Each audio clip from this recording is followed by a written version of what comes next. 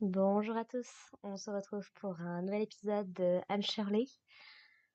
Aujourd'hui, épisode 15, qui est un épisode qui, pour reprendre les mots de Anne à la fin de cet épisode, tourne la page sur cette époque adolescente. Merci à la série, effectivement, de confirmer que c'était des adolescents, même si Anne doit avoir 19 ans dans cet épisode-là. Merci de bien préciser qu'ils n'étaient pas adultes, ça me rassure beaucoup. Et voilà, elle est prête à entamer le premier chapitre de sa vie de femme, puisque Marilla met sur la table dans cet épisode le sujet de l'université, puisque donc elle regrette toujours que Anne ait renoncé à y aller. Alors on apprend que ça fait 2 ans depuis qu'elle a commencé à enseigner à l'école d'Avonlea. Et du coup, bah maintenant que sa vue s'est améliorée, maintenant qu'elle a les deux jumeaux avec elle, que Monsieur Barry a repris la ferme, c'est peut-être l'heure pour Anne de repartir étudier, pour essayer de finir ses études et peut-être faire autre chose de sa vie, peut-être sait-on jamais, tout comme Gilbert qui pensait à devenir médecin. Et puis, peut-être que Marilla ne sera pas toute seule, puisque malheureusement, nous avons connu un nouveau décès dans cet animé. Alors, d'un personnage dont on n'a pas beaucoup entendu parler, c'est peut-être un petit peu ça qui est dommage, c'est que du coup, la mort n'est pas aussi marquante que celle de Matthew, mais Thomas, le mari de Rachel, est décédé dans cet épisode-là. On avait vu, je ne sais plus, c'était il y a quelques épisodes de cela, quand Marilla avait ramené Dora et Davy, que son mari était un petit peu malade, en tout cas qu'il était beaucoup plus au lit. Bah là, du coup, malheureusement, la maladie l'a rattrapé. Fort heureusement, au moins, Rachel a pu lui faire ses adieux. Ils ont pu avoir une dernière discussion ensemble, notamment avec les trois fils de Rachel, à qui ils confient du coup leur mère, bien évidemment. Et du coup, Marilla pense à proposer à Rachel de venir vivre du coup avec elle, au Pignon Vert, ce qui du coup lui permettrait d'avoir de la compagnie et quelqu'un pour s'occuper des deux petits.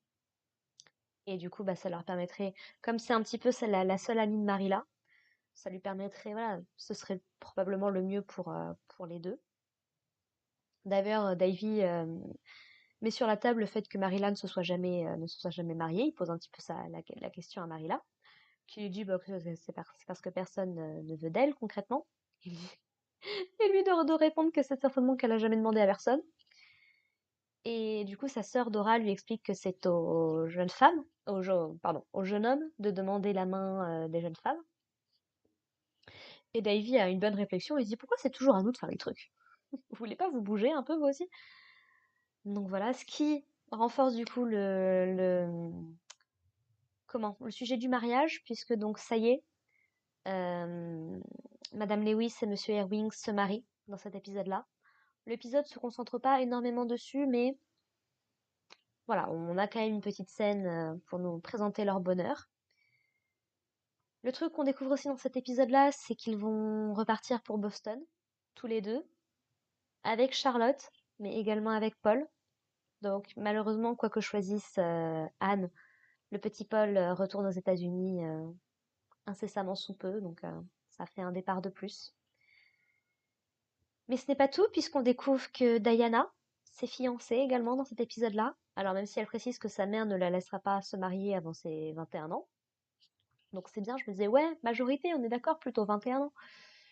Donc il me semble qu'elles doivent avoir 19 ans à peu près, les filles, là. Donc ça leur laisse 2 ans à patienter pour, comme le dit Anne, pour préparer un petit peu son foyer idéal et la vie qu'ils auront ensemble. Anne, au début, bah, s'inquiète forcément que cette nouvelle relation entache celle qu'elle a avec Diana et que peut-être dans l'avenir elle s'éloigne un petit peu. Ce qui m'a beaucoup fait penser à My Little Pony Friendship is Magic, puisque le dernier épisode de la série traite un petit peu de ces sujets-là, de comment la vie fait qu'on s'éloigne potentiellement de nos amis, de nos connaissances. Et on a également Anne qui commence à envisager peut-être une vie future avec Gilbert, puisque alors du coup que Anne essaie un petit peu d'imaginer son foyer idéal, donc elle rentre dans sa petite maison et tout, Et puis il y a Gilbert qui est là, étonnamment. Tiens, tiens, comme c'est bizarre. Elle a beau nier autant qu'elle veut, les sentiments sont là. Et ça me fait beaucoup rire parce qu'elle dit, du coup, elle est surprise en voyant ça, elle sort de sa transe. Et elle dit à Diana, non, non, mais je me suis juste trompée, je suis juste rentrée dans la mauvaise maison, en fait. Ouais, ouais, ouais, ouais, tu parles.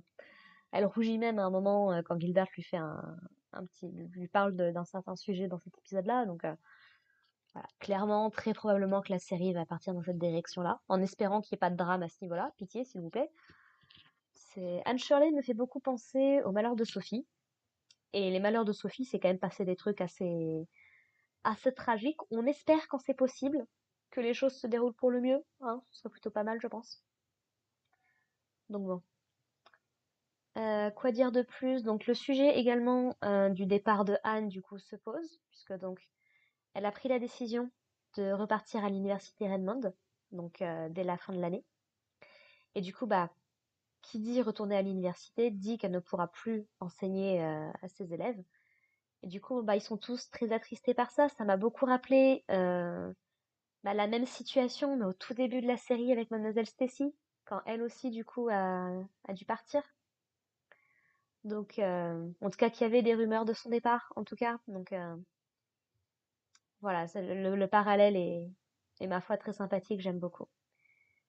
Et puis voilà, Paul, du coup, qui la pousse à poursuivre ses rêves, que oui, ce sera triste, mais que, bon, bah, il faut aussi faire ce qu'on veut dans la vie, autant que possible. Poursuivre ses rêves, et puis, moi, c'est pareil, par exemple, là, vous voyez, j'enregistre, on est au mois de juillet 2025. Bah, j'ai eu ma licence de psychologie il y a quelques années, et j'avais commencé le master, mais des événements personnels ont fait que j'ai pas pu continuer. Bah là, j'aimerais bien, si c'était possible, l'année prochaine, repartir sur le master. Maintenant que j'ai eu quelques années d'expérience dans la petite enfance, que je suis en train de faire des formations d'ailleurs dans ce domaine-là. Les études, c'est quelque chose que j'aime, donc je serais pas contre reprendre pour peut-être aller au bout de quelque chose aussi, sait-on jamais. Donc ouais, non, franchement, s'il y a une leçon à tirer de ça, c'est essayer de suivre vos rêves au maximum. Et puis voilà, la vie est comme elle est, donc des fois il y a des bonnes choses, des fois il y a des mauvaises. Il faut savoir faire avec et puis essayer d'avancer. C'est ça le plus important. Voilà. J'ai pas grand-chose de plus à dire sur cet épisode-là, hein. Il s'est passé beaucoup de choses, mais du coup ça se résume, je trouve, assez vite. Et puis c'est moins émotionnel que les derniers épisodes, donc ça aide aussi plutôt pas mal.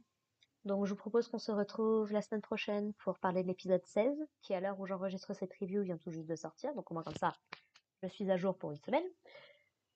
Et puis bah voilà, portez-vous bien, prenez soin de vous et de vos proches, puis à la prochaine. Allez, bye les gens.